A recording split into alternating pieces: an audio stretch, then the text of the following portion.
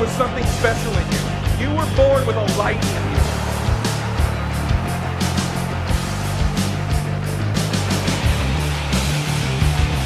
It's you and the other guy.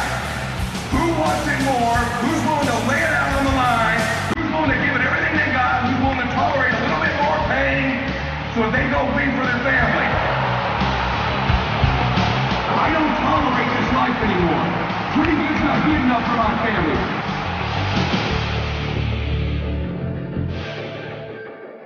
Guys, I can't even tell you how much of it is my unbelievable honor to welcome the one and only Ed Mylett. On your feet. Let him give it.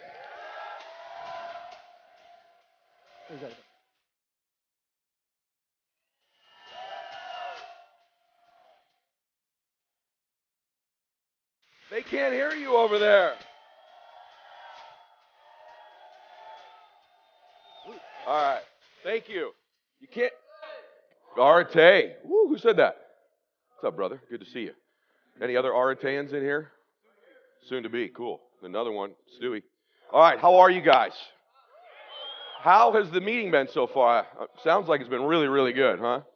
First thing we'll do is thank Kent for having me here. Right when he asked, I knew I wanted to do this. Cardone was here last year. He told me what an incredible group it is, and I'm very familiar with it. What I love about what Kent does is the detail, precise training that you get. It's not a lot of fluff, right? And so today, my job, I'm going to talk a little real estate, but my job today is to really get you taking advantage of what's in front of you in a way that maybe you have not before. How many of you are familiar with me before today, so I don't tell you anything you already know? Okay, so about 75% of you. Okay, cool. Well, for the rest of you, this will be an introduction. By the way, what did you think of my midlife crisis video? Do you like that right there? Pretty cool, right? We'll talk a little bit about midlife crises today as well. But listen, I want to get started today by asking you a couple things. Number one, are you clear on what you really want? Like with all the information being thrown at you, I want you to think about this for a minute, right? Because complexity is the enemy of execution. So the more stuff that gets thrown at you, if you're not completely clear on exactly what it is you want, okay, you're never going to get it. And we're going to talk about getting clear on those things today, but somehow inside of you, finding the version of you that's capable of doing those things is the most important thing. One of the things Billie Jean talked about with you was the fact that no matter what industry you're in, you got to be advertised. You have to get your name out there. Did you all hear him say that today? Yes? Okay, I'm going to talk a lot about that today, about you getting more exposure. Because there's no substitute. See, you can learn all the stuff in the world you want in this classroom, but there's no substitute for actual real-world experience, which is what we're going to talk an awful lot about today. So, in getting started, you know, I think one of the downsides of seeing a video like that is that you see the after. So most of the speakers that get up here, you see the after. Like if this was a weight loss ad, you see the after, right? Not the before. And I think that can be intimidating. At least for me, my first seminar was a Robert Allen real estate seminar. And that led to a Tony Robbins seminar. He's become one of my great friends 20-something years later. Actually, I'm lying, 28 years later. But when I went to that first seminar, all the speakers were polished. All of them had custom suits on them. Most of them were pretty good-looking men and women. And it was intimidating for me because I'm such a natural introvert. I had such insecurities, low self-confidence when I started out in this space that when I would see the speakers, like you go look at that, like, okay, I got a jet. Right? Which you think you want, you probably don't want, by the way. That jet in that video, by the way, was 3 jets ago in 2 years. Is that not nuts? But when you see the house, I've got 4 beautiful homes. I've got the jet. I've got all the cars you would ever want in your life. And I can tell you, those are all things I want you to have. I don't like when people say, hey, material things won't make you happy. It's a total lie. Material things make you very happy. Ask any guy in the room who's ever got, a new truck or a new car. It makes you happy. Ladies, I'm not, by the way, I don't mean to be sexist when I say this, but you get like those pair of shoes you've really wanted for a long time. It makes you happy, right? But it doesn't last long. It doesn't fulfill you.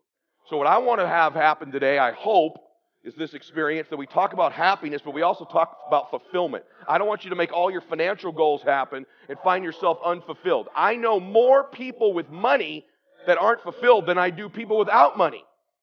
And so if you can't find a way to be happy before you have it, listen to me, put your phones down. This is not a time to be thinking about something else. Unless you're filming me, that part's okay. All right? If you can't find a way to be happy in this moment, in this time right now, I promise you, when you arrive at wealth, you are going to bring you with you. And it will only magnify the things you don't like about yourself when you get a bunch of money. I learned that firsthand. But I think it's important that you not always just see the after, that you also see the before. Because as an entrepreneur, you're all entrepreneurs now, right? You're going to have false start after false start. You're going to get it going, and then it's going to go backwards. You're going to make progress, and it's going to go backwards. You're going to think you have a deal, and then you don't. You're going to make money on 3 deals, and then you won't. It's going to get going and go backwards. It happens as an entrepreneur over and over and over again. And so let's talk about a little bit. Would you like to know a little bit about my before? Let's just talk about it, just so we're clear on who you're dealing with here. Okay. By the way, I have a normal life just like you do. I got about 102 fever going right now. This morning, I was at surgery because my daughter, unfortunately, has my DNA, which means she inherited my IQ. She's 15 years old. She thought it was a good idea yesterday when she was walking on the beach with her friends to figure out what would happen if she jumped on the shovel that she saw sitting there on the beach. And so, like out of a cartoon, she jumped on the shovel and broke her nose. Luckily, that was last night. Luckily, one of my best friends is Dr. Nassif, Paul, from the show Botched, if you ever watch Botched. And I called up old Paul and said I need a favor. And so by 5:15 this morning, she was in surgery with Paul.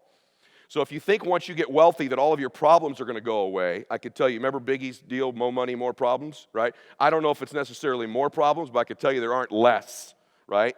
And so my life has changed over time, but I've always had challenges I've had to deal with, and those are the skills I hope to teach you today. When I started out, let me show you something.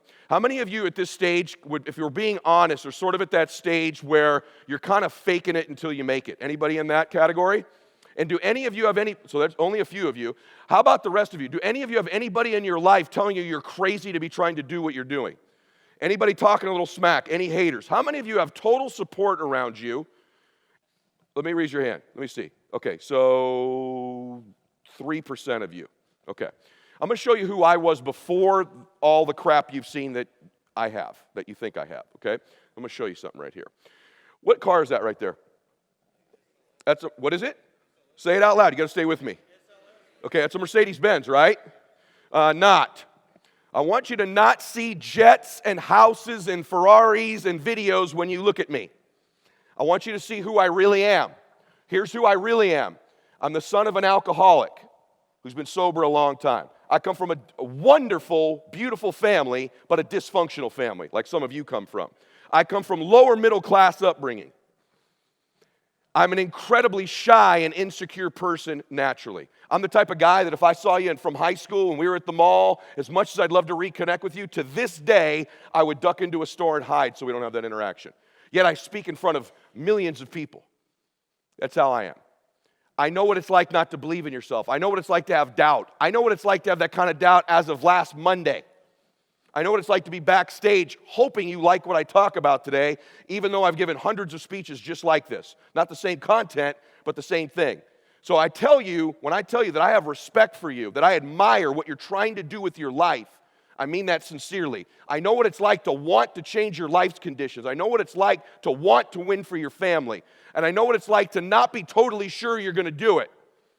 And I know what it's like to fake you can't make it until you do. Let me explain to you. That's actually not a Mercedes. Let me explain something to you, okay, about what I did when I started to become an entrepreneur. I did pretty well in the beginning, and then I went broke. I did pretty well, and then I went broke. I was humbled many times. The Lord has a way of guys with big egos like me of humbling us over and over and over again until we figure out we need Him in our life if we're going to win long term. And I'm not here to preach at you. I'm just telling you what my personal story is. Okay? And so I got to the point, my wife and I were so broke, not only did I lose my first home, foreclosed on, I was 6 months married. My wife had to go get a job because me as an entrepreneur, Mr. Stud here, Mr. $400 million, I couldn't even pay our bills. And the third day she had that job, she went out to the parking lot and said, babe, she came back in the morning. I was still asleep in bed, and she had gotten up to go to work. She says, babe, it got worse. Our car was stolen. Now we're down to one car. And I'm like, my God, Lord, can you make it any worse? My family thinks I'm nuts. I had a decent job before all this. I've lost a house. Now I've lost the car stolen, except it was worse than that. I found out 2 hours later it was not stolen. It was repossessed. A week after that, our power got turned off. That's pretty emasculating as a newlywed, as a man. A week after that, the worst thing you can have happen to you in terms of utilities happened. We got our water turned off. It didn't get turned back on for 2 months. We went 2 months with no water. And here I am with my new bride, who I met when I was 5 years old, by the way. I promised her all our childhood I was going to make our dreams come true, and we were going to win, and we were going to live special, and I was going to be somebody, and she believed it. Finally marries me, finds herself with a house foreclosed on, car repoed, power off, and now every morning we would get up because there was no running water. We couldn't cook, we couldn't shower or bathe. In the new apartment I moved her into, we would get up, gather our things, and go down to the pool, and there was one outdoor shower there. And I'd hold a towel up as my new bride took her shower every single morning and brushed her teeth outside. And then she'd do it for me. And then we would walk back up the stairs, completely emasculated, completely shamed. And I'd send my wife out to her job as I tried to go win as an entrepreneur. So when I tell you I understand the journey and I admire and respect you, I may admire and respect you even at a level most people don't. I know what it's like to fail. And then once I started to turn it around, I wanted to win so bad, I was going to fake it till I made it. And I had a team of agents that was working with me in my practice, and everyone's ripping on me for my bad car. And I read an article in the Penny Saver.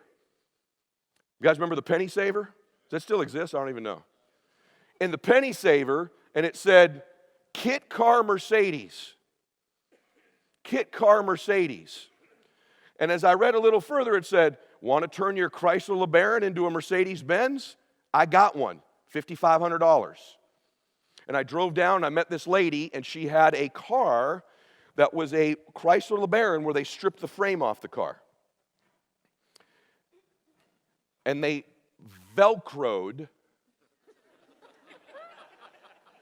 listen to me, they Velcroed to the car the body of a Mercedes. You think I'm kidding? I'm going to prove it to you in a minute. They Velcroed it. Now, the really good, shitty kit cars were at least welded together. Mine was put together with Velcro. I paid her the $5,000. I rolled that car up to the office to my guys. I'm like, hey, guys, we're balling. We're all going to be wealthy. What do you think of my new Mercedes? 6 of them believed it. One of them who knew Mercedes is like, it looks a little longer, and why does it have a back seat? I'm like, well, I don't know if you've been reading. You have the little BS as an entrepreneur. I don't know if you've been reading, but Chrysler and Mercedes had just merged. This is the first hybrid car they've made. So the inside's a Chrysler, the outside's a Mercedes, but it's a Benz, man. My guy's like, oh, that sounds legit. Yeah, cool. The AC only blew out heat. I drove around. By the way, I would drive on the freeway, and people would be looking at me like, what the heck? Laughing at me. I'm like, hey, I think they think I'm cool in my cheap suit from Men's Warehouse, right? And let me tell you about this car. This is what I did. So just in case you don't believe me, just so you know, you can see here, Mercedes-Benz SL600 fiberglass full body kit for sale. Which one's the real Mercedes, by the way? Can you tell from looking? Because they're still for sale. You can go get one right now. You won't find one with Velcro, but you could find one welded together. Look at some of you getting ideas right now. That one, that's the LeBaron. That's my old car. That was my car. I drove that car for a year. Let me tell you what would happen when I pull up to a light. You want to know what I would pull up to a stoplight? I had to really slow down like about 50 feet in advance, because as I got closer and closer and closer to the light, if I had to stop short, the front headlight would fly off into the intersection. So literally probably 400 times in my life, I've gotten out of my vehicle at an intersection, walked out of the damn car, stopped traffic, grabbed my light, walked back to my damn car, and stuck it back on with Velcro and got in my vehicle. Well, everyone in the intersection is losing their damn minds. See, I was willing to do whatever it took to win as an entrepreneur. A little while after that, my best friend's a guy named Dan Charlier. He's an African-American guy. We had a retreat up in Lodi, California. We had to drive up there, and he said, Mylett. He says, Eddie, there's no brothers in Lodi. I'm like, Charlier, stop with this race stuff. There's brothers in Lodi. Like, no, dude, I'm telling you, I looked it up. There are no brothers in Lodi. And if you drive up there with me, some bad shit's going to happen. Excuse my language. I'm like, you're crazy. It's all in your head, dude. Sure enough, we go up there. I bring my team with me for a business retreat just like this. All my agents, my whole office. The meeting ends. We got to drive back to the hotel. And I don't really know the way, so we're kind of intersecting through these vineyards. All of a sudden, whoop, lights behind me. Charlie goes, I told you, dude, you're driving with a brother in Lodi. I'm like, you out of your mind, dude. We pull over, and the cop does not get out of the car for a few minutes, but he's shining that light right in my car. Remember this, my whole team's parked behind me down the road watching what happens here. This is an entrepreneur's journey. We'll get into the stuff, but you need to know this. So he's shining light. All of a sudden, another car comes up, another cop car. There's 4 cop cars now. Guns are drawn. He walks up to my window and goes, stick your hands out of the car. I'm like, what did I do? He goes, stick your hands out of the car. I'm like, sir, okay. He opens the door. I get back. I get handcuffed. Charlie A gets in. He goes, dude, I told you, brother in Lodi. And we go sit back in the back of this police car, me and him. And they won't tell me what the hell I'm doing back there, but I know my team's back there going, freaking Mylett, always grabbing his nose. He's probably a cokehead. I always knew it, you know. He's always intense. Veins are always sticking out of his head. Finally, the police officer leans in. I said, sir, can you tell me what I'm being arrested for? He goes, I think we both know. I'm like, no, we both don't know. He goes, that's a stolen vehicle. I'm like, stolen vehicle? Did I not turn the title in? Did they give me title? Oh, my God. He thinks it's a Mercedes. I said, sir, come back, come back. Finally, I'm kicking. Yeah, what? I said, you're not going to believe this. Did you run the plates? Yeah, man, it runs to a Benz. It's a stolen car. Sir, you're not going to believe this. That's actually it's a Chrysler LeBaron, sir. I'm looking right at it. It's a Mercedes, man. I said, sir, if you go up and on the driver's side door, just pull on it real hard, it'll pop right off. It's Velcroed on there. You imagine what is this a DUI now? I'm like, no, sir, I'm telling you, the car is Velcroed together. Sure enough, he gets the other guys, and we're in the back seat. No one on my team, all of them still think it's a Mercedes. And he walks up to the car, and he looks at it. They're all looking at each other, and he pulls my door right off. He goes, ah! The cops are falling. Spins my door on the top of his hand. The cops are falling out. My whole team sees my car is now Velcroed together. And we are eventually allowed back into the vehicle. I tell you that story because I know what it's like to fake it till you make it. Let me tell you the cool thing. I'm a closer, though. We got back to the hotel. There's a guy on my team named Rob Day. Rob goes, what the hell's up with the car? I go, look, dude, between me and you, it's one of these hybrid Mercedes things. You need to get one of these, dude. I'll sell it to you right now for what I'm into it. And he bought that car for me 2 days later. Sold my own guy, right? So I tell you that to start out today. It's a long way of telling you I relate to where you are to some extent. Some of you are too cool. You're like, well, I'm not like in that kind of a condition. Yes, you are. You're broke. You're broke. And until you admit where you are and define where you are and quit playing it cool and trying to fool everybody about where you are, you're going to keep losing. Let me be real with you. Now that I've been funny with you, now we're going to get real. Stop bullshitting everybody. You're not fooling anybody. You talk to a real wealthy man, I know what you really got going on. And by the way, your Uncle Larry, the lawyer, making $350,000 a year, that ain't money. That's not money. If you're not at least at multiple 7 figures in this world, you are still broke. Trust me. My brother-in-law makes $280,000. He lives in Chino Hills. He can't even afford to buy a damn house right now where he lives because he can't save. Now, if he had these strategies, he probably could do it, right? But do not fool yourself that you got it going or you need to be in a big damn hurry. Time is running out on you. There's 86,400 seconds in a day. The separator between me and you and people that win and lose is what we do with those seconds. And you're too slow. You're too cool. You're too casual. You think too much. You need to get in a hurry. The separator in this room, you're all learning the same things. The separator is going to be who takes massive action quickly. You all learn the same things. I know all you know. Lots of guys know what I know. Why aren't they wealthy? Why don't they have a $40 million jet? Why don't they live oceanfront in Laguna Beach? Why don't they have the most unbelievable homes in the world in Coeur d'Alene, Idaho? Why don't they retire their parents? Why don't, when their daughter breaks their nose, they go to an urgent care and some doofus snaps it back? I go to a $25,000 surgeon, write a check, and don't think about it for my kids. And I'm the guy driving the Chrysler LeBaron, man. I'm the guy whose water was turned off. So listen to me. Look at my hands. You need to stop playing around. I'm looking around this room. Not all of you are 19 years old. Time's running out on you. It's serious. You got a chance to change your damn life with what you're learning here. And not just your life, the lives of your children and grandchildren forever. The choices I made, the work I put in, the difference I've made, my great-great-grandchildren will know the difference. There'll be a portrait of my grandchildren, me and my wife. These are the people that changed our family tree forever. You need to stop letting the damn world push your family around. You get pushed around all the time. And just because you hang around other dudes like you who also get pushed around all the time, it's not normal and it's not okay, and you need to change it. You with me on that? Yeah, funny guy just shifted, didn't he? So I didn't come here to entertain you today. I came here to set the stage. You need to quit playing around. The world is monkeying with your family, and you let them. And there was a time in your life when you were a little girl where you knew you were going to do something great with your life. You were 3, 4, 5, 6 years old. There was some point, some time in your life, you knew you were special. You knew you were supposed to do something great with your life. You knew you were going to make a difference in the world. And somewhere along the line, life started happening, a setback here, someone teased you at school, a divorce, you got into a career someone else picked for you, whatever it is, and you started to settle.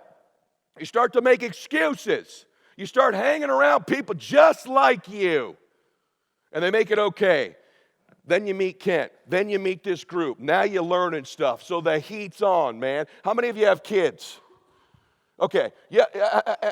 Grandkids, anybody? Awesome. You know, like when you go to your kids' plays at school and there's 40 kids up there for the Christmas recital, who do you see?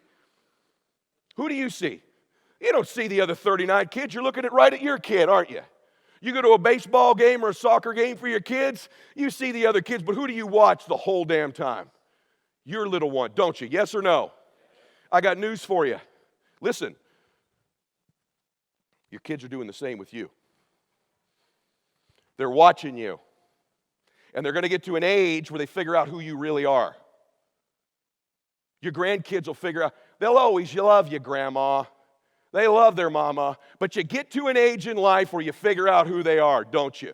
Think about your own parents. You love them, but you know who they are. You know whether they've changed the world. You know whether they've done something great. You know whether they just exist. Your kids are going to figure you out someday, man.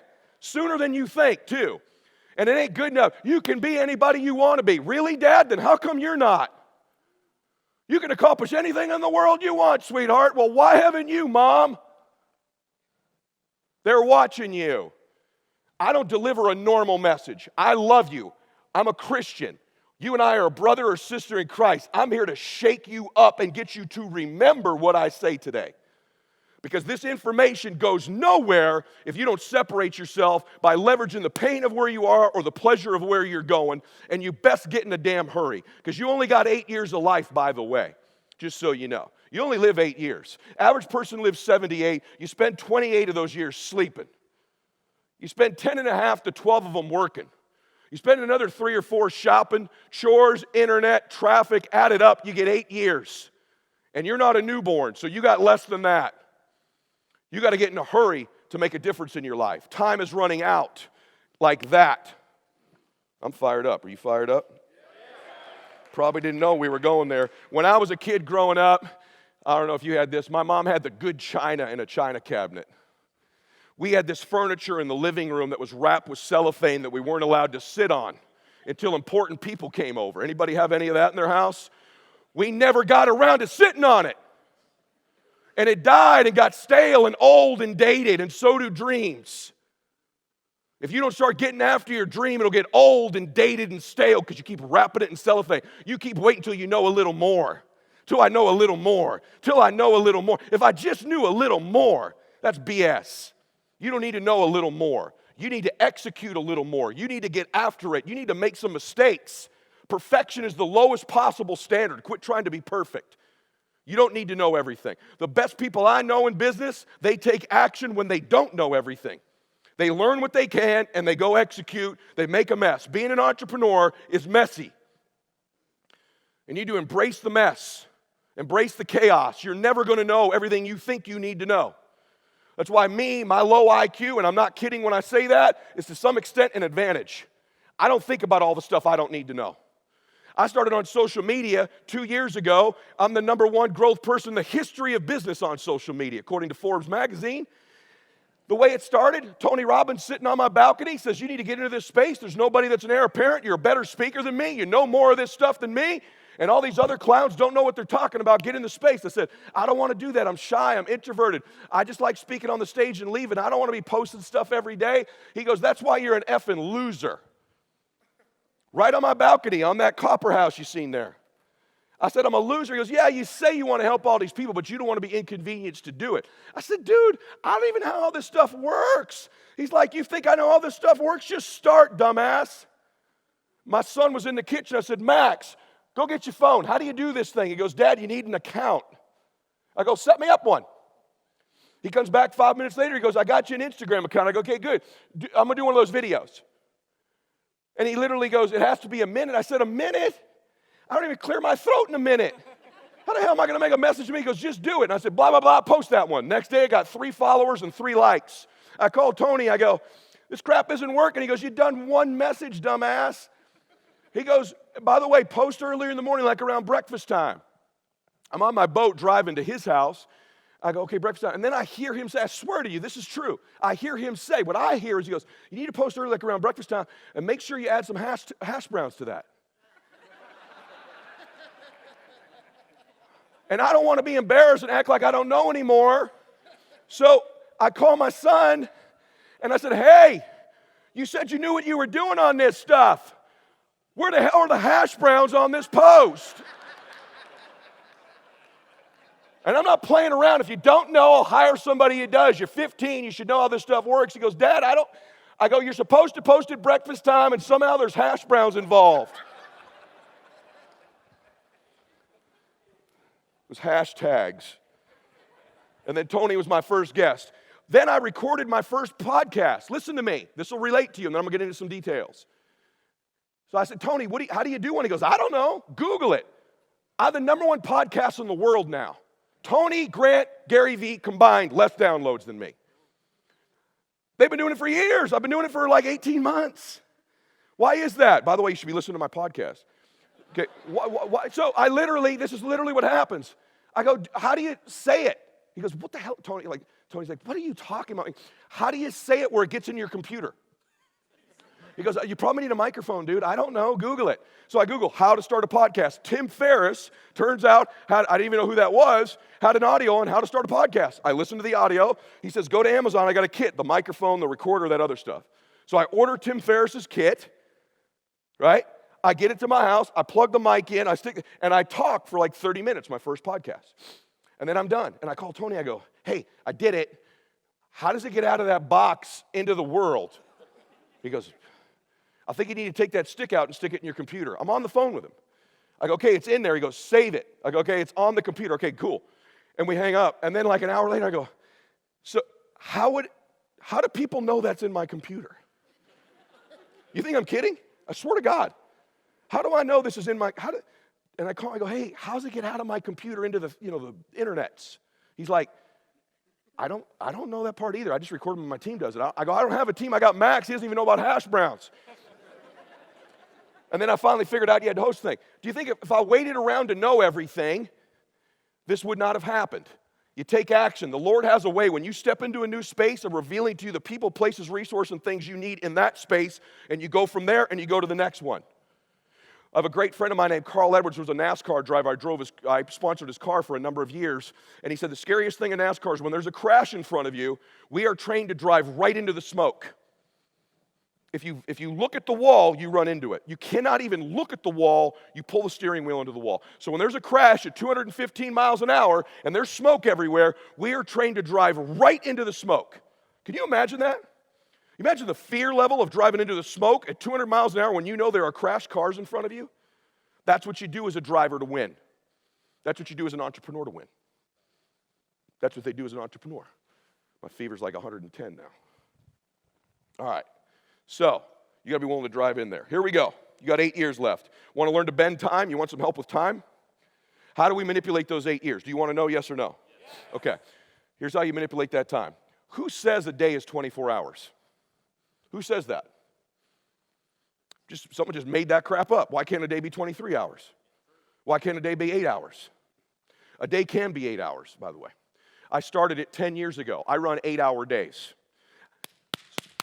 People that are successful in a bigger hurry, they're faster. They walk faster, talk faster, they move faster. This is something you're going to need to adopt. You don't need to be loud and intense like me, but you got to move, think, and walk and talk faster. Speed matters.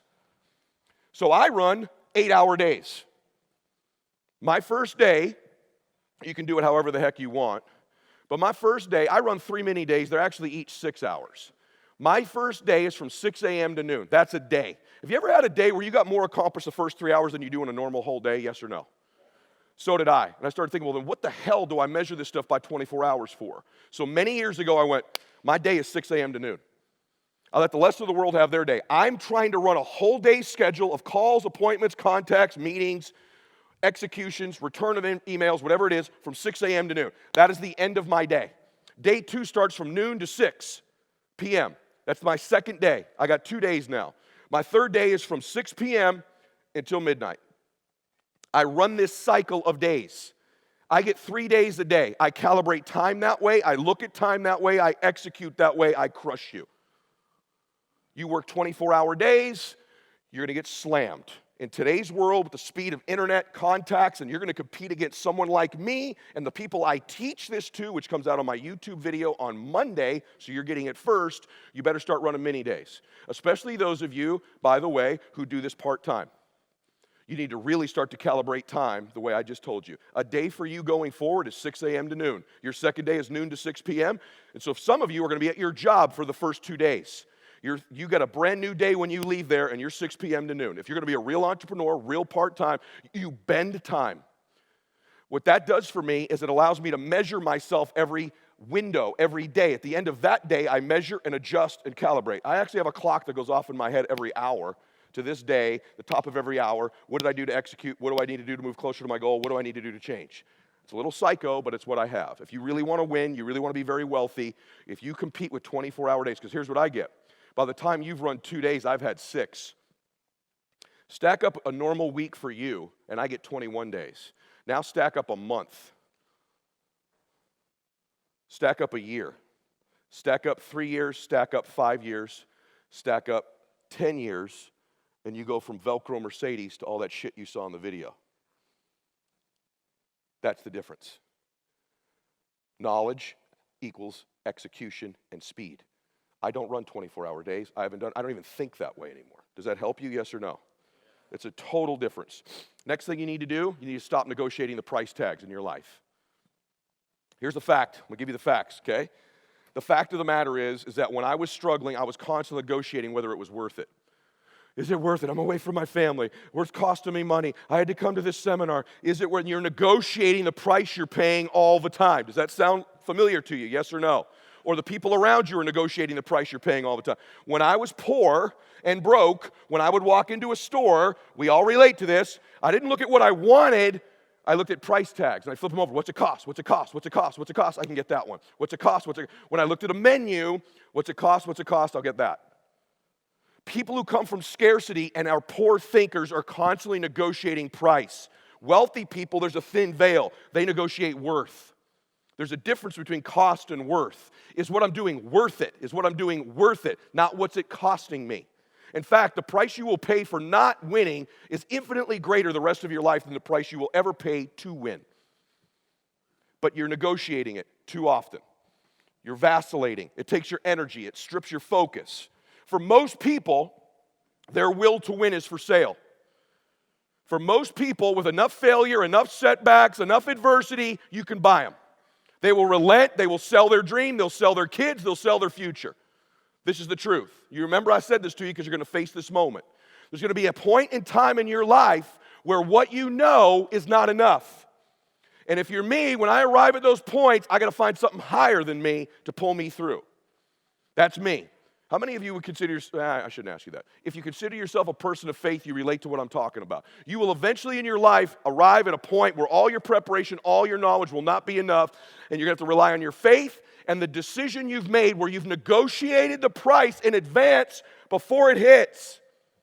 Because for most people, enough of that, they'll relent. Yeah, it just wasn't for me. Yeah, it's just, the industry, the market changed, interest rates went up. We went into that market where just everybody was getting their butt handed to them. I learned all this stuff, just the timing was right. Or, you don't know about where I live. Where we live, this stuff doesn't work.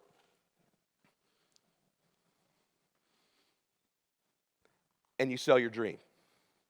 And what you do when you do that is you sold your children's future. You've sold your own future. You've sold your legacy. You've relented and you've given in. I want you to think about that. Because when you go, nah, it wasn't for me. No. That's the easy way out. Nah, I decided I'm not going to pay that big a price for my grandkids' future. I've decided I don't want to really retire my parents. I've decided I don't really want to be somebody. I've decided I don't want to accumulate enough money to fund that church.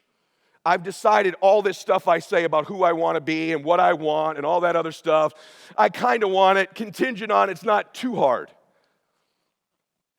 And that's what most entrepreneurs do. In fact, in a year, of the 500 people here, there will be several hundred of you who have already sold your family down the river.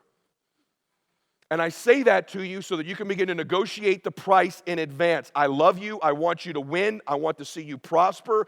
I want to see magic happen for you. And if you don't, while you're at this meeting, all the notes, all the logistics, make a decision that no matter how big the price gets, as long as it's legal, ethical, and moral, I'm going to pay it. I've negotiated in advance. My will to win, my family's dreams, my future is not for sale. And guess what? We're going to enter a market, especially in the real estate space, the next 5 years. We're going to weed out all the people who haven't made that decision.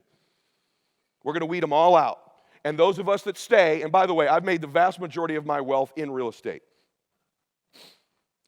By the way, when you get any wealthy speaker that comes speak to you, they either made their money in tech or real estate, eventually. Now, I cash flowed in the financial services business, but I invested in real estate. But I made a decision a long time ago. My children, their dreams are not for sale. You can't beat this dude. I'm not the smartest, right? I'm not the brightest. I may not have all the best information, but I'm going to outwork you, and you would have to kill me to get me to stop chasing my dream. Have you made that decision? By the way, I'm looking at some of your faces. Have you made that decision? Let me show you something. I'm going to show you something. I'm going to give you some hope. If I'm click back on there, guys. Can I go to my presentation, guys? There you go. Is that a beautiful home or what? That's my home in Coeur d'Alene, Idaho. Ryan Stewman's been there. I think most people that visit it, I've had some of the wealthiest people in the world visit that house. Some of the most famous people in the world. Guy playing in the Super Bowl next week's visited that house. That balcony right there is where Tony Robbins told me I'm an effing loser. This is one of 4 homes. I'm only at this, by the way, this property is 2,000 feet of lake frontage. I've got 3 or 4 boats out there, Sea-Doos, the whole thing. That's the guest cabin. The roof is all copper. Not to brag about the house. I'm not going to get into all the details of the house. But every room's a piece of art. Took 4 years to build. And those shingles on there are handmade copper shingles, individual shingles. It's one of the most, my windows are made of copper. It's sort of a bizarre bananas property, right? Most people that have been there say it's the most beautiful home they've ever been to. It's something I'm very proud of, especially as a young guy to have that house. I'm there just, 45, 60 days a year. It's a dream of mine. Every morning we get up, I boat to my golf course, we boat to dinner. I don't even ever drive, I have a Raptor up there, I don't even ever drive my truck up there. It's a dream. I pictured that place for years. We live in Laguna Beach on the ocean front. I met my wife, we grew up in Pomona. Any of you from Southern California? Pomona is not Laguna Beach. And we would take little trips down there when we were young, and I'd walk around the beach when we were like 15, 16. Same beach, my daughter jammed a shovel in her face the other day, and about the same age. And I said, baby, we're going to live here someday. Someday I'm going to make all this happen. Someday our dream's going to come true. It was a dream in my mind. And then I went up and played golf in Coeur d'Alene one time with John Elway, and I'm like, that's where I'm going to live. But I couldn't afford the house. So listen, I'm about to tell you. I couldn't afford this. Everybody thought I was crazy. I would drive my boat and dream about this property. All it was a hill. See all those rocks right there? I'm going to make a point to you in a minute. I kept driving by. All there was that cabin you saw before. Okay, it's a spectacular home. And I kept wanting to buy the house, wanting to buy the property rather. And I couldn't afford it, and the guy wouldn't sell it to me, but I kept coming after him. You will have real estate deals like this. I kept pursuing it. And finally, I caught the guy in the middle of a divorce, and he goes, all right, you can buy it. It's X amount of money. I went, I don't have that much money. But I'll give you my Rolls Royce, my boat, my other house, and this amount of cash. And he took it. My family's like, you're crazy. That's way too much money for the property. You can't afford it. Listen to me. It's going to sound like your life. What was wrong with the other house? What was wrong with where you were? It was nice. When's enough for you? My gosh, you had a nice house. You had a nice life. Why are you trying to buy real estate? Why are you getting, you going to one of these stupid seminars where they're scamming you? Or you can't afford that crap. Just Google it. Days away, spending money, writing notes down you're never going to use. What's wrong with your life now? Well, that's what they kept telling me. I said, I got a vision. I know what I want there. It's going to be spectacular. It's going to be one of the greatest homes in the country. They're like, yeah, you can't afford it, dummy. I'm like, well, I want it. We started to build the house. I started to want to build the house. I brought the architect out. I brought the contractor out. And the contractor goes, you aren't really like putting a house here, are you? And I'm like, well, yeah, because you can't build a house here. There's streams running through this whole house. There's running springs. Anything we build, water's going to spray up all over the damn place. And by the way, the whole hill is bedrock. You can't build a house here. That's why there wasn't a house here. You think no one else had the same idea you had? You think nobody else thought that would be a cool thing to do? You're the only one who found it? Your family's going to say that. You think you're the only one trying to buy real estate? You think you're the only one with that idea? Everyone's buying real estate. Everyone's buying apartments. Everyone's flipping. Just watch Bravo TV or A&E. Everyone's doing it. You think that's so brilliant? I'm like, wait a minute, are you serious? My heart was racing. He goes, you can't build a house here. And my architect's like, well, you could, but like, you'd have to like jackhammer the whole property. I'm like, oh, okay. And my family's like, I told you, you're out of your mind. That's when you don't do good on your first deal. I told you. And I said, well, what's this jackhammer cost? He's like, about $300 for 10 minutes. I'm like, okay, how many minutes are we talking about? I don't know. 3 months later, the architect comes to me and goes, we got a problem. There's springs all over this place. The jackhammer's not getting done. You're just bleeding money. I already overpaid for the property. Now I can't even get a foundation poured on this thing because of all the dadgum rocks everywhere. I go out there one day. It's raining. He goes, it's raining. There's water everywhere. It's flooded. It looks like Beirut. Like literally there's rocks everywhere. I'm like, and I was literally crying. I'm like, what am I going to say to my wife? They were all right. I've lost my damn mind. Look at this. I made a mess. I've spent all the money I have. So I went backwards, not forwards. This happens as an entrepreneur, like way backwards. And then I'm sitting there going, shit, what did I get? I don't even know what I'm doing. Like, I was okay before. What is wrong with me? When's enough? Crap. My architect goes, well, we could like dynamite the hill. I'm like, dude, you're the same guy I said we jackhammer the place. He's like, look, Ed, I'm not even so sure the Lake Association, the city's not going to come by. Tell you, this is like an eyesore. You're going to have to haul all these rocks off of here, dude. That's another probably $600-700 to get these rocks out of here. I'm talking about 2,000 feet of frontage. This property's 100 acres, guys. You got to dynamite it, and you'd have to get all your neighbors' approval. I finally do that. I get his approval, and we literally dynamite my life, dynamite my property. And then the architect quit, and then the contractor quit. And my life was a mess. I was out of money. I was broke. And this is after I was already a relatively successful guy in some people's eyes. My wife's like, I told you. My dad's like, man, I told you. When is enough? Eddie, like, not everything you touch turns to gold. Not all this dreaming seminar stuff you go to works. Finally, I got another architect out there, and he's like, hey, I got an idea for you. And this is what God does in your life. He goes, I think we can repurpose all these rocks. It'll actually hold the house up. It'll actually hold the house up. We can do the foundation this way too. And so when you look, go back to the picture, guys. When you look at the house, my mess holds the house up. My mess protects my family's house from the lake. The Lord literally repurposed my mess and built me a masterpiece. See, in your life, you're going to create a mess. Everyone's going to think you're nuts. You're going to arrive at that time. But let me tell you something. If you want to build something real high and real special, the foundation has to go real deep. Most people can't tolerate the deep phase. I'm going to tell you, my God in heaven, let me tell you what he did. He repurposed my entire mess and built me a masterpiece. It protects the house. When there's a flood, that house doesn't get hit because it's got a bazillion goddamn rocks all over the place.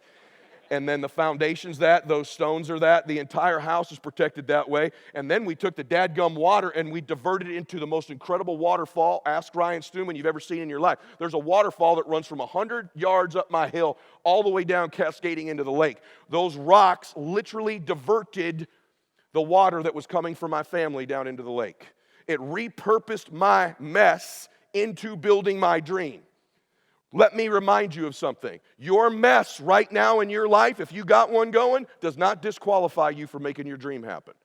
Everyone around you at some point is going to think you're crazy. There's going to be a point where your life was jackhammered and dynamited into a complete mess. And I'm telling you, from those greatest adversities, this is not rah-rah, I'm living proof of it, became one of my great dreams. And from that home is where I met all my mentors, have done the majority of my business deals. My net worth since I built that house has increased about $300 million from that mess, right? I tell you that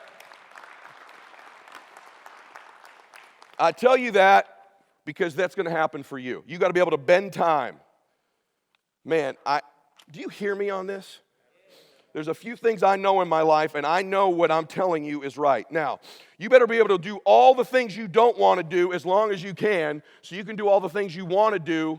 You got to do all the things you don't want to do as fast as you can, so you can do all the things you want to do for as long as you can. Because you got 8 years left. Time's clicking. My life changed on time when I was 30 years old. You have anybody in your family that you resemble? You have someone like, you look like your uncle or your auntie. You have anybody like that? Yes or no? Some of you? Mine was my Uncle Mike. It's my godfather. I'm Italian. That's kind of a big deal. It's my dad's only brother. He passed away walking through the Waldorf Astoria Hotel in the lobby at 50 years old of a massive heart attack. I went back to his funeral, and when I went back to his funeral, on the way back, the Oprah Winfrey Show was on TV. I'm going to give you a tip right now. There's a thing in your brain, I write about it in my book, called the Reticular Activating System.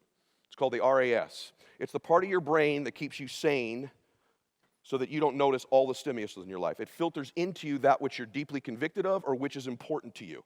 You will literally see, hear, and feel things that you would not otherwise see when something is very important to you. Let me prove it to you. You ever walk into a crowded room and you're looking for a particular person in that room? The rest of the room begins to blur out as you're looking for that. And when we left that room, if I said you were looking for Sarah, there were 40 people in there. When you leave, I said, who were the other 25 people in that room? You have no cognition whatsoever of who the other people were in the room because what was important to you was Sarah. How many of you ever bought a new car before? You bought a red Acura. All of a sudden, you got that red Acura. Isn't it interesting? You see red Acuras all over the damn road. Same lane, 3 lanes over, going the wrong direction. You're like, man, everyone's got damn red Acuras. No, they were always there, but they were filtered out because they were not in your importance. If you're going to win, hear all this crap about the secret. There's some validity to it, but here's the truth. There's a reason in your brain that this is all true. It's called the reticular activating system. And if you learn to get super obsessed, your obsessions become your possessions. That's not a meme, that is a fact. When you begin to repeat a thought and a vision to yourself over and over and over again, like that house, over and over and over and over again, like the sale, like the best deal, like the steal on the street, like the investor you need to find, like the buyer you need to find, your RAS filters out like the Matrix and begins to find your red Acura for you. And if you don't begin to learn to control that, you lose against someone like me who understands it. Does that make sense to everybody?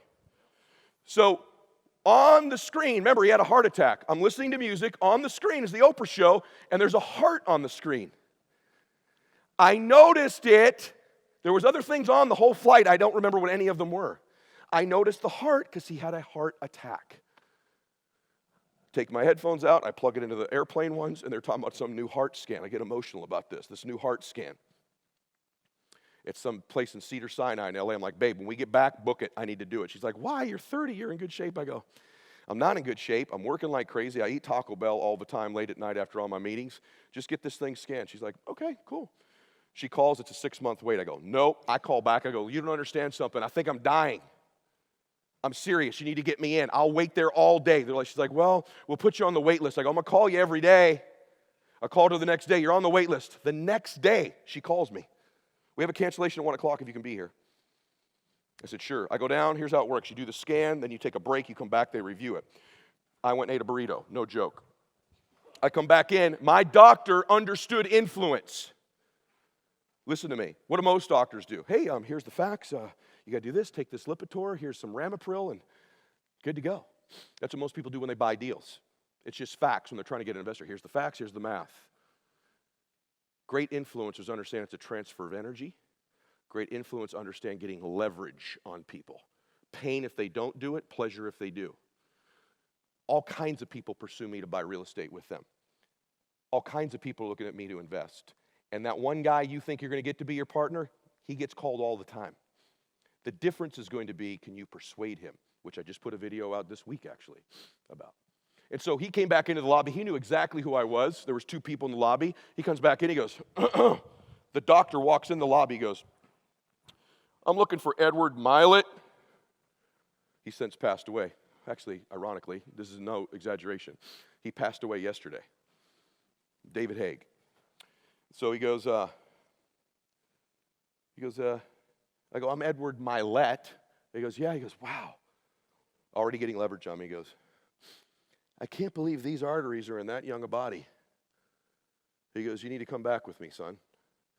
I'm like, oh, shit. Okay. We walk back. He sits down. No, what could he have done? Here's your scan. Here's the property. Here's the comps. It's not what he did. He sits down. He puts the folder down next to him. He goes, son, let me ask you a question. Do you have children? I said, I do. I have a son. How old is he? I said, he's 2.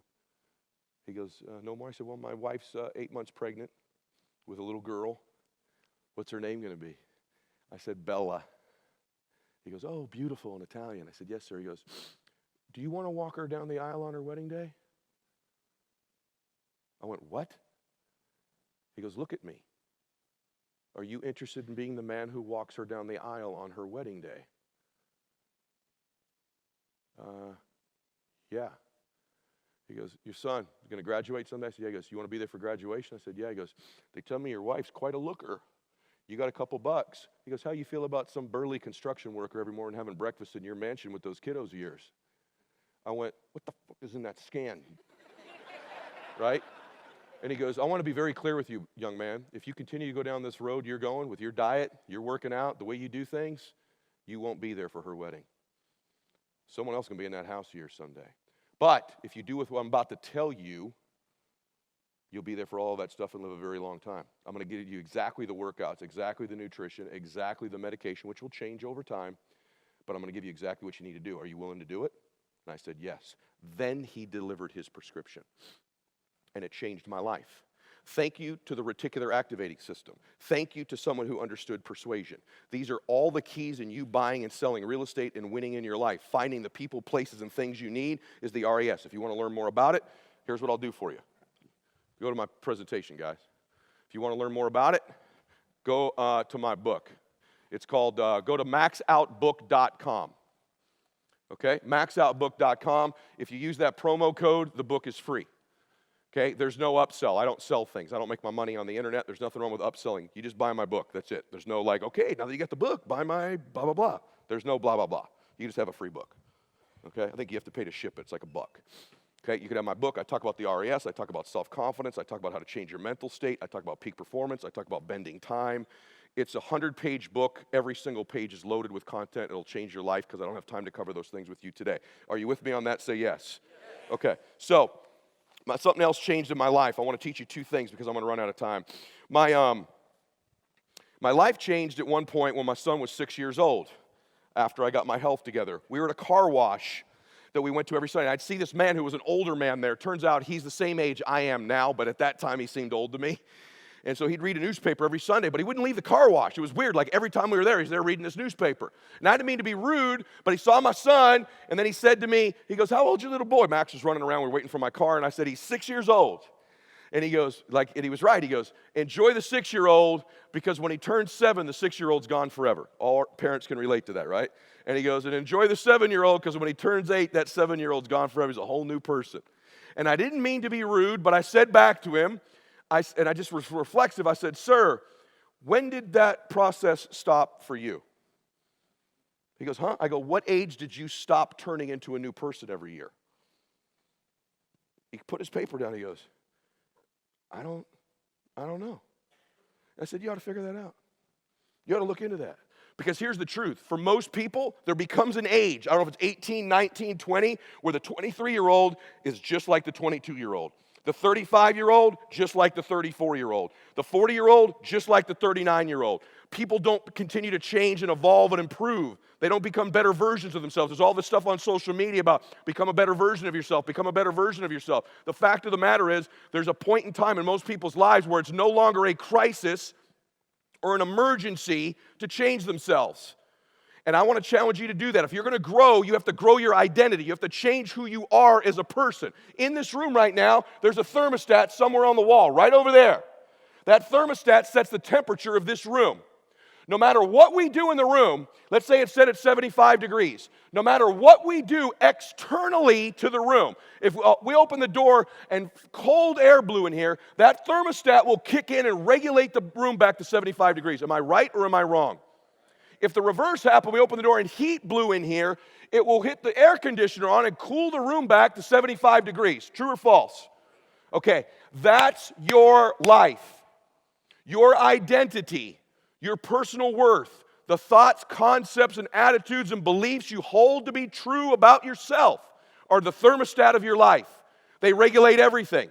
You have a money thermostat, a relationship thermostat, a fitness thermostat. And what happens in people's lives is they change the external results short term. No one's going to tell you this other than me. They start to change their conditions. I'm reading these books. I'm buying these properties. I've made a little bit of money. And your results begin to exceed. You start getting 85 and 90 degrees of results, but you didn't do the work to change your identity. You didn't change the thermostat your life is set at. And guess what starts to happen? I watch it over and over. You will thank me for this right here someday soon. The results get a little higher. They're at 85. I closed a deal. I made a little money. I closed another one. I made a little money. I got this going. I've lost 20 pounds. Whatever it is.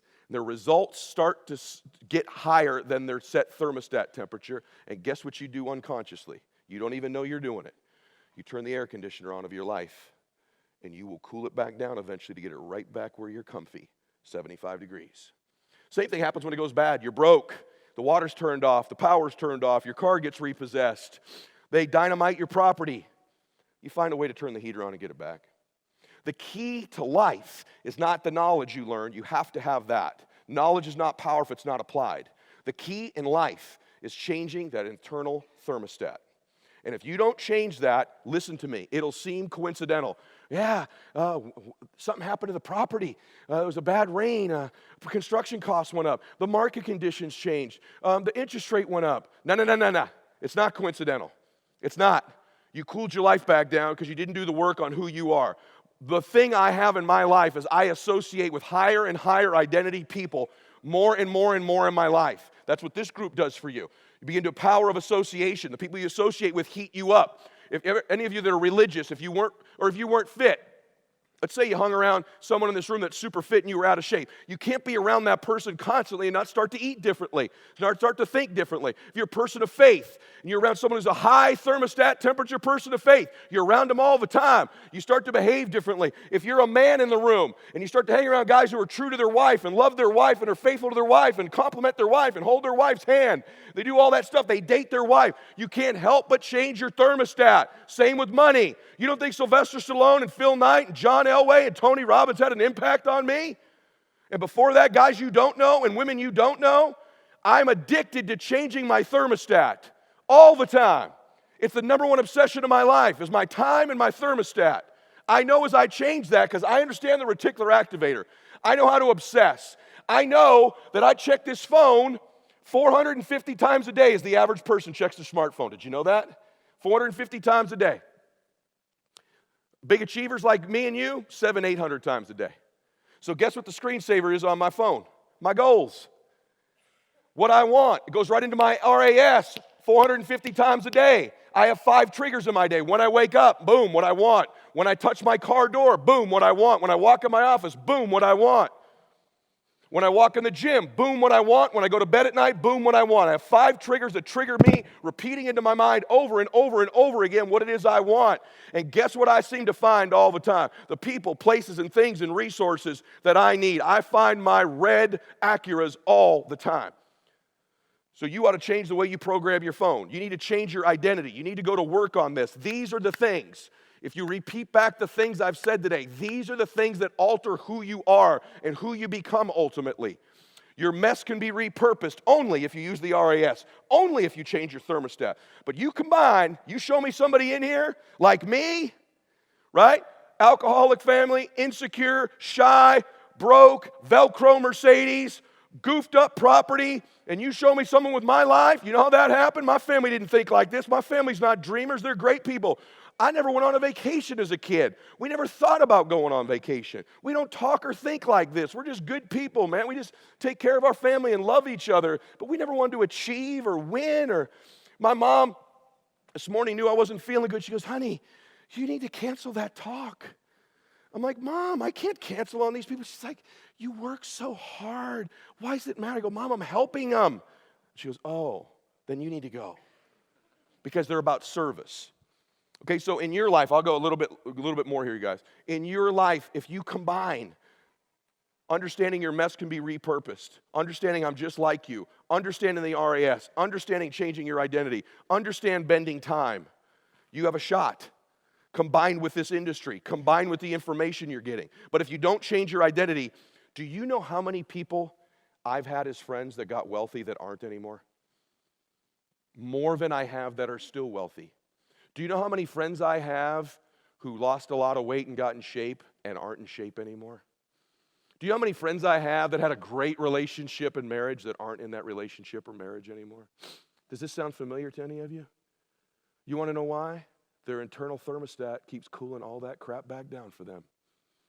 I ain't going back. I know where I am. I got to change that thermostat.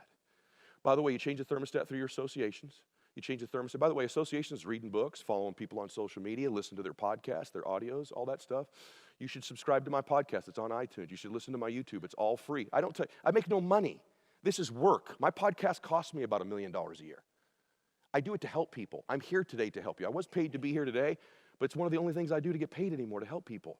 I'm here to help you. I'm here to change your life. I spent the first 45 years of my life building my legacy and my dream, and I want to spend the second half helping other people build theirs. I feel like it's my calling and my mission in my life is to help people. It's sort of my form of ministry. I trickle God in there just a little bit, but not enough to be offensive. I give people the tools, skills, and inspiration to do it. I want to change the world. I want 1 billion people to change their lives and be a force for good. And let me explain to you why. I think the world is more screwed up and divided than it's ever been in the history of mankind. You're either a Democrat or a liberal or a Republican or a this or a that or black against white. If you're in our country right now, evidently, if you're a white male, your enemy are brown people who are coming across our border, right? If that's not your enemy, then if you're a Christian, your enemy is a Muslim. If that's not your enemy, then if you're black, your enemy is white privileged males. Right? By the way, really your enemy, if they're a Christian, white, privileged, successful, married male, then they're really bad guys. Right? And what we do is we enemy each other constantly in this world. We're more divided than we've ever been. People are broke. They're struggling. They want to blame somebody. The bottom line is people don't like their lives. They're not happy with their lives. They're looking for someone to blame. Politicians, Trump and Obama, I don't care who you like, they're both incredible at getting you to subtly blame someone else for your conditions. They're both great at it. Both parties are great at it. Because people's lives aren't rich. They're not happy. They're not fulfilled. They're not blessed. They're not winning. And so they're looking for somebody to blame. And the solution to change the world is not a political party or a political leader. Those guys don't. We've had some of the most, Barack Obama's one of the most inspirational people of all time to be president, and nothing changed. Right? No matter what you think about Trump, nothing's going to change. You know what's going to change the world?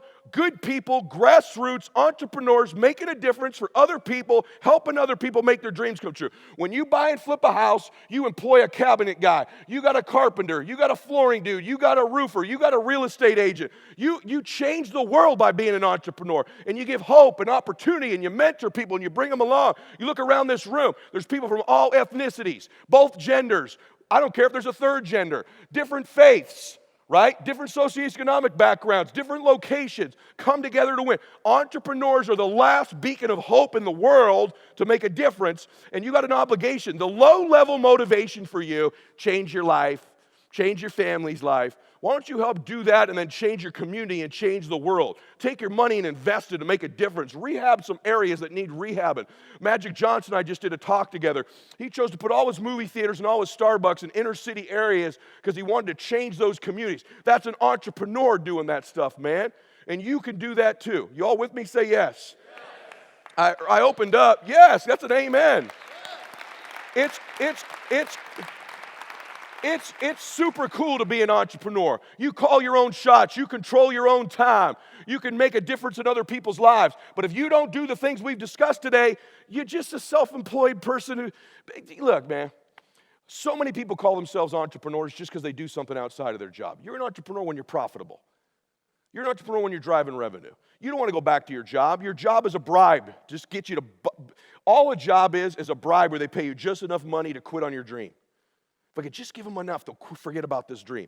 Congratulations to you for not quitting on your dream, for wanting to do something great with your life. But you got to be happy when you do it. I'll tell you a couple things finishing. I believe in something called blissful dissatisfaction. I have an audio on that too. And blissful dissatisfaction, people conflate two things. They confuse them. They confuse happiness and satisfaction. I'm one of the most dissatisfied people you will ever meet in your life, and I think one of the happiest.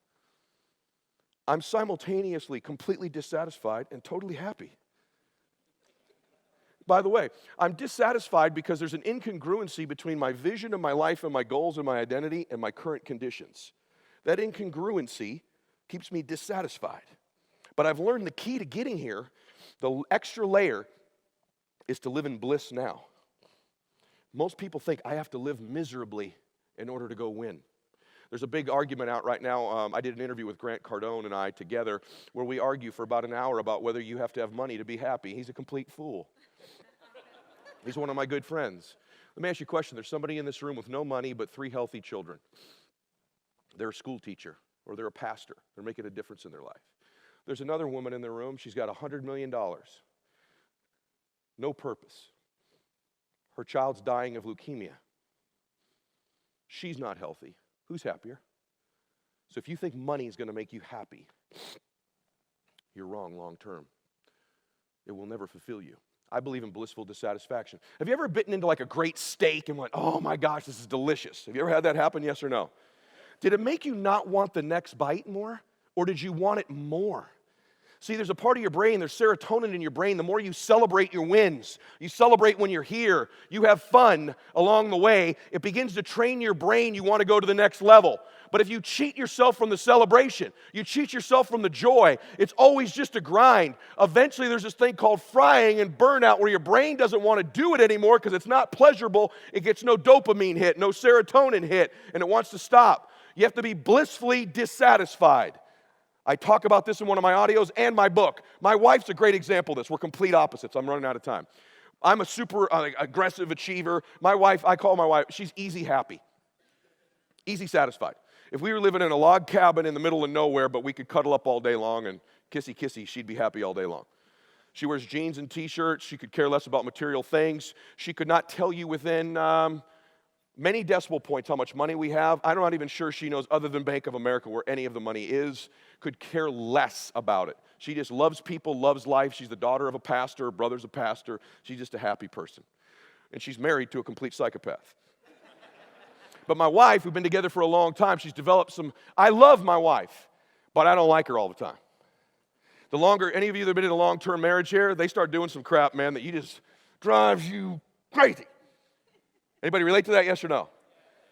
My wife has developed this very bizarre habit. I'm not sure how it started or where it started, but when she eats pleasurable food, she moans orgasmically. So we'll be eating lasagna at the house, kids at the table. And she just started this a few years ago. And she doesn't even know she's doing it. We'll be eating. How was school today? Great. Say the prayer. And then, or like, I'm serious. Or like she's eating a brownie. I'm like, that is so weird. Stop it in front of the kids. What is wrong with you? She's like, what am I doing? I'm like, I don't want to even tell you, but like it's really uncomfortable. Stop it. She's like, it tastes so good. I'm like, babe, we got it. Stop. But she doesn't know she's doing it. So my son's birthday happens. We're at this restaurant, and she's hot. My wife's super hot, right? And I say that, being married a long time, she's hot, dude. And so we literally walk into this place, and there's some dudes checking her out, and I'm Italian, and I was in a bad mood, and you shouldn't look at my wife more than about one time, right? So these guys look at me, and my kids know, now that I've become a public person, I've gotten better at this stuff, but like, you get to look at her once, maybe twice. You turn around with a whole table full of people, come slap the shit out of you, right? Excuse my language. So these guys are looking at her a little bit too long, and they're on the edge. They didn't know it, but they're about to get slapped. They didn't, you know what I'm talking about, guys, right? They didn't know it, but it was getting close. You do it again, I'm going to smack you. Sure enough, we're at their table next to them. Her steak comes, takes the first bite.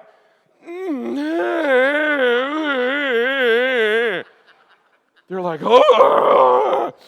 I can't even blame them. I'm like, stop it. She goes, what, am I doing it? I'm like, yes, you're doing it. My daughter's like, Mom, you're doing it.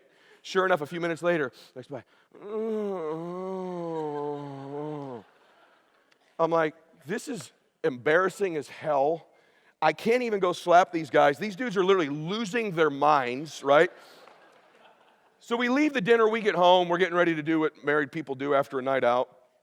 She's in the bed, and I go, hey, you know what I'm going to do? I'm going to go upstairs and grab a steak.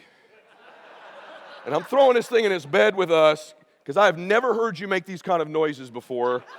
So we're throwing this steak in the mix, right? She's like, and she literally says to me, she goes, it's just so blissful. And I'm like, that's a training. Because I'm dissatisfied and you're blissful. And I'm going to tell you something. There's a lot of validity to that. You need to learn to be in bliss as you're dissatisfied. That bliss will cause you to want to take the next bite, the next call, the next deal, the next financing. At that same dinner, my daughter said to me, hey, Dad. My daughter's pretty, like she's like me. My son's a sweetie like his mom. My daughter goes, hey, Dad, what's up with the midlife crisis? You saw the video, I go, midlife crisis? What are you talking about? She goes, come on, social media, you're growing the beard out, the tight T-shirts. You're going through a midlife crisis. And I go, you know what? You're right. I am. Here's what you don't know. I was going through a young life crisis. When Daddy was 20 years old, I was going through a crisis to get to the next level at 21. I was going through a crisis when I was 28 to be better at 29. I was in a crisis when I was 35 to be a better version of me at 36. And guess what, boo? When Daddy's 55, I'll be in another crisis before I get to 56. And that's a fact. Anybody that knows me, if you want to adopt one of my personality traits, I'm in a crisis to get to the next level. One of my good friends is Tom Brady, and I can tell you he's constantly talking about being in an emergency to get better. Rodney Harrison was telling me the story that when he was a rookie for the Patriots, he got to the gym every day, the workout facility first, every single day. And he walks in one day, there's this new rookie, skinny dude, probably going to get cut, backup kind of dude at Michigan. And he walks into the gym, and this guy's in there working out already. And he goes, who are you? The guy goes, hi, I'm Tommy. And Rodney goes, yeah, I'm the guy who gets here early. And Brady goes, oh, yeah, I'm going to beat you every day. And Rodney Harrison goes, yeah, right. So, by the way, the team meeting started at 10. This was 6 a.m. They do weights after the meeting. They were the only two guys who went to the gym before the meeting. But they were there at 6 a.m. The next day, Rodney gets there at 5:30. Walks in, guess who's already there? Skinny Brady.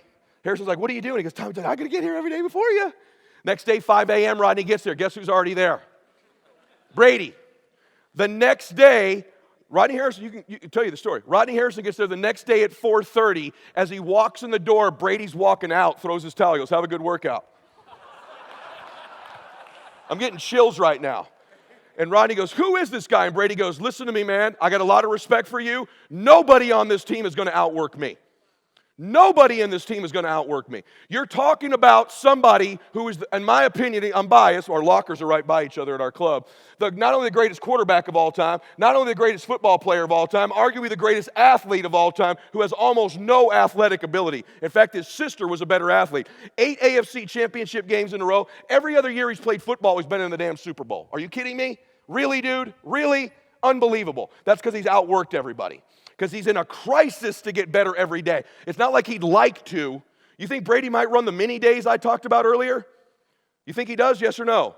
He does. We talk about it all the time. So, here's what happened to me. Last thing I'm going to tell you. I have this hallucination. It's sort of my overall philosophy about my life, and I want to have it for you. I want to say something to you. Tonight, I promise you something. I'll pray for you. I just pray that you're happier. I pray that you win. I pray that the right deals come your way.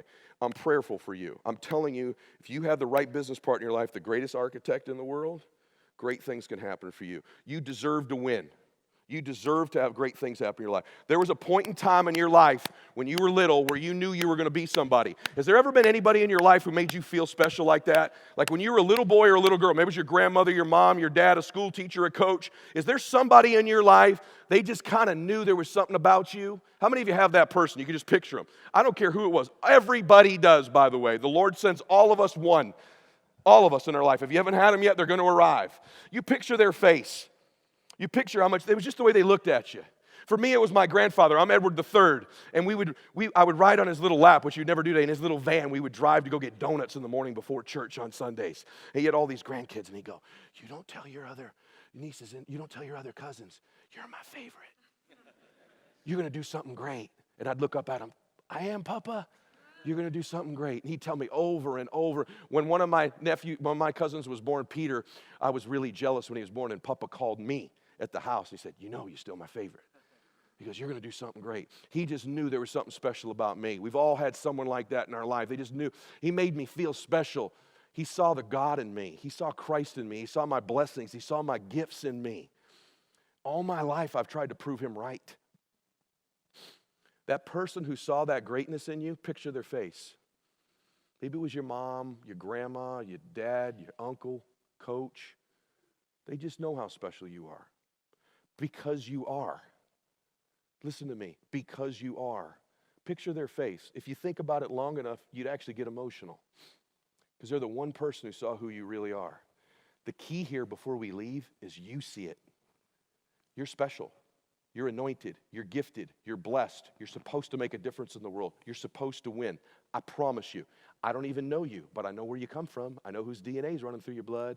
I know you come from the King of Kings. I know you're going to do something great in your life. And even if you're not religious or spiritual, I don't give a crap. I'm just telling you, you're going to do something great, man. You're going to do something great with your life. Prove them right. Honor those people. Look at you crying. Honor those people with your life. Because here's what happens. From when you were that little boy or that little girl, at some point you felt those feelings. Prove them right. Because there's an end to your life, and it's coming sooner than you think. It goes by like this. Just yesterday, Max was 6 years old at the car wash. He's going off to college next year. Just yesterday, she was 8 months old. Now she's got a boyfriend. Just yesterday, I was a young, cool guy. Just yesterday, me and my girlfriend were walking on the beach. Someday, I'm going to do that. It goes by in a flicker. Just like that. In a blink. I don't care how young you are, in a blink. And at some point, it's going to be over. And I have this obsession as a Christian when I die, I hope the Lord says, well done, good and faithful servant. But I got this hallucination. And even if you're not religious, I guarantee you this happens. I think when I die, I'm going to run into Papa. I'm going to get to see him again. And you're going to run into that person. You're going to get to see him again. Him and the Lord are going to be sitting there and they're going to say, hey, I want to introduce you to somebody. This was the woman you were born to be. This was the man you were born to be. Your twin's going to be there. This is who you were born to be. These are the people you could have helped, the memories you could have had, the things you could have accomplished, how you could have felt about yourself, the things you'd have seen, done, and become. Papa's going to show, this is who you could have been. This is who I saw you to be. I couldn't say it. I didn't understand it, but I felt it. I knew you were going to be this person. Meet him. To me, heaven when we die is we meet that person we were capable of being, destined to be, and we're identical twins. Hell is you meet them and you're total strangers. You meet them and they look at you. You don't even know each other. You didn't do the things I did. You didn't go the places I went. You didn't you didn't see the things, make the difference, feel the way about yourself. Total strangers. See, my obsession in my life, the reason I'm here today, swear to you, my obsession in my life is when I meet that dude, we're going to be identical twins. He's going to meet me and go, hey man, proud of you. Been watching you this whole time. Man, you did it. You got off track there for a while. It took you a little while. You're a late starter. But man, you did it. You accomplished it all. You did it all. You became the man you were born to be. I'm proud of you. And I'm going to say, brother, I've been chasing you all these years. I'm running down that guy. I'm running him down. Every decision I make when I'm down and lazy and depressed and bummed out like I've been this week, and I'm not feeling good, I don't do things based on how I feel. I do things based on who I am. And who I am is that guy. And every decision, that action, does it move me closer to being that man? Does it move you closer to being that woman? That's the barometer of how you think. That's the barometer of how you live your life. Does it move you closer to being that person you knew at some point you were capable of being?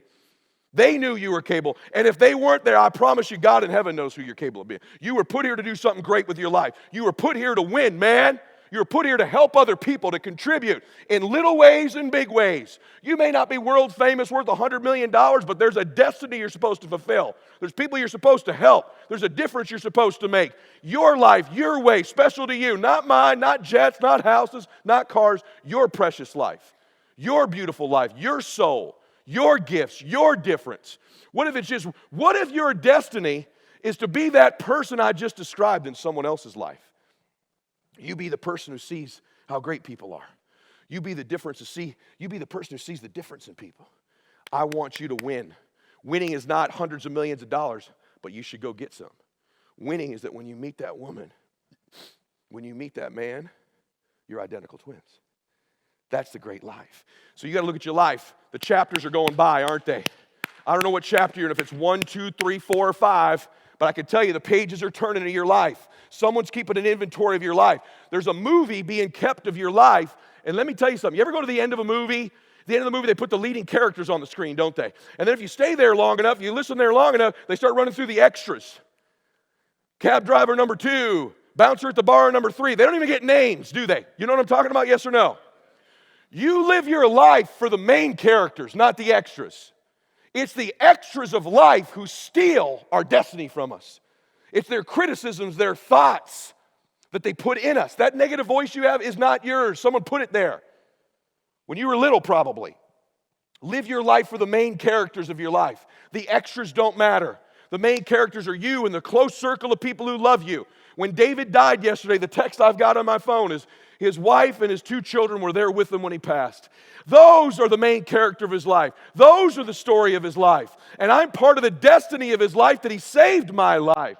I'm real sure where he's going, and I'm real sure when he gets there that he became the man he was born to be because I know what he did in my life. And if he just did it just for me, he accomplished who he was here to be. So you have to accomplish who you're here to be. That's what I call maxing out your life. Does that make sense to everybody? Okay, I went long. I got emotional. I think you could probably feel that I mean this stuff. When I say I love you and I believe in you, I mean that as a brother. I do. I want you to win. I want you to give it your best. I want you to bend time. I want you to use your RAS. I want you to repurpose your mess. I want you to do all of it. I want you to work on your thermostat, right? I want you to be blissfully dissatisfied. I want you to do all of it. Anyway, I'm emotional. God bless you and max out. Thank you, everybody.